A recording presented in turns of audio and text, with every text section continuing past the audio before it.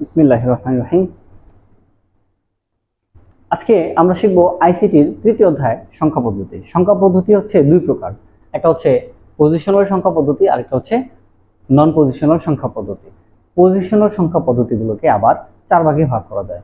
একটা হচ্ছে দশমিক সংখ্যা, দ্বিতীয় হচ্ছে বাইনারি সংখ্যা, তৃতীয় হচ্ছে অক্টাল সংখ্যা আর চতুর্থ হচ্ছে হেক্সাডেসিমাল সংখ্যা। আচ্ছা, দশমিক সংখ্যাকে ইংরেজিতে ডেসিমাল সংখ্যা বলা হয়।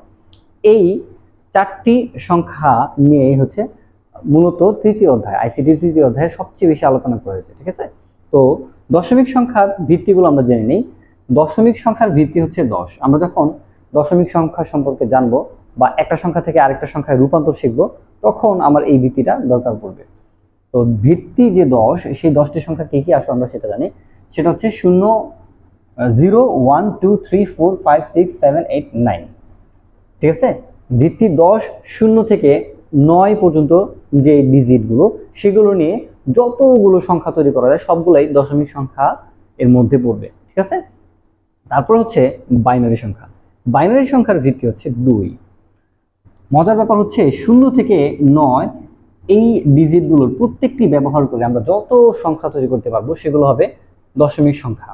তবে বাইনারি সংখ্যায় আমরা 0 কিংবা 1 এই দুইটি সংখ্যা ছাড়া অন্য কোনো সংখ্যা ব্যবহার করতে পারবো না, আর এর জন্যই এর ভিত্তি হচ্ছে 2। শুধুমাত্র 0 এবং 1 দিয়ে সব সংখ্যাকে আমরা প্রকাশ করব। ঠিক আছে, যখন আমরা এক সংখ্যা থেকে আরেক সংখ্যায় রূপান্তর করব তখন এটা সম্পর্কে আরো বিস্তারিত বুঝতে পারবো। আচ্ছা, তারপর হচ্ছে অক্টাল সংখ্যা। অক্টাল সংখ্যার ভিত্তি হচ্ছে 8, কিন্তু মজার ব্যাপার হচ্ছে এই অক্টাল সংখ্যার ভিত্তি 8 হলেও অক্টাল সংখ্যার মধ্যে কিন্তু কোথাও 8 নেই। ঠিক আছে, দেখো ভিত্তি যেহেতু 8, এখানে আছে কত? 0, 1, 2, 3, 4, 5, 6, 7।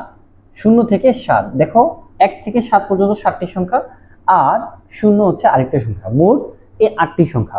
এই 8টি সংখ্যা হচ্ছে তোমার অক্টাল সংখ্যার ভিত্তি। ঠিক আছে, তারপরে আমরা চলে যাই হেক্সাডেসিমাল। হেক্সাডেসিমালটা কিছুটা ব্যতিক্রম। এখন পর্যন্ত আমরা যতগুলো সংখ্যা দেখলাম সেখানে শুধুমাত্র ওই গাণিতিক যে সংখ্যাগুলো সেগুলোই ছিল, অন্য কোনো অক্ষর ছিল না।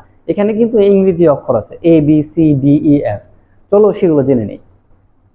হেক্সাডেসিমাল এই শব্দ দুটাকে ভাঙলে হেক্সা পাওয়া যাবে আর পাওয়া যাবে কি ডেসিমাল। ডেসিমাল মানে কিন্তু দশমিক, দশমিক সংখ্যার আরেকটা নাম হচ্ছে হেক্সা, দশমিক সংখ্যার আরেকটা নাম হচ্ছে ডেসিমাল।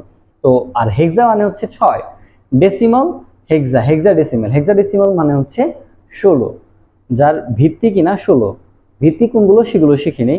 যেহেতু এখানে ডেসিমাল আছে মানে দশমিক আছে, তার মানে হচ্ছে 0 থেকে 9 পর্যন্ত সংখ্যাগুলো আবার রিপিট হবে। 1 থেকে 9 পর্যন্ত হচ্ছে 9টি আর 0 একটি 10টি। তাহলে বাকি 6টি কি? এই যে হেক্সা, বাকি 6টা হচ্ছে 9 এর পর A B C D E F. তবে আমরা যখন একটা সংখ্যা থেকে আরেকটা সংখ্যায় রূপান্তর করব তখন এই এ বি সি ডি ই এফটাকে আমরা পর্যায়ক্রমে যথাক্রমে 10, 11, 12, 13, 14, 15 হিসেব করব। তাহলে দেখো 0 থেকে 15, 1 থেকে 15 মানে হচ্ছে 15টি সংখ্যা আর 0 আরেকটা সংখ্যা, তাহলে কয়টি হলো? 16টি। এই 16টি সংখ্যা নিয়ে হচ্ছে হেক্সাডেসিমাল, যার জন্য হেক্সাডেসিমাল সংখ্যার ভিত্তি হচ্ছে 16। এখন আমরা শিখব কিভাবে একটা সংখ্যা থেকে আরেকটা সংখ্যায় রূপান্তর করতে হয়।